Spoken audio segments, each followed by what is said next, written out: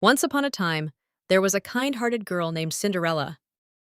After her mother passed away, her father remarried, but sadly, her stepmother and stepsisters treated her very badly.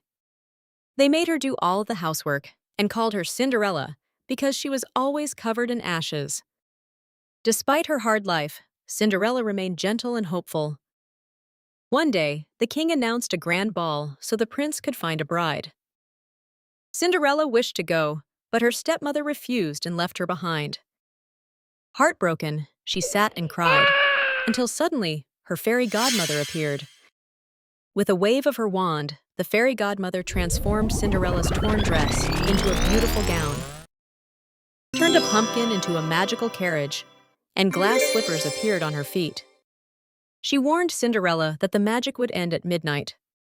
At the ball, Cinderella's beauty amazed everyone, especially the prince.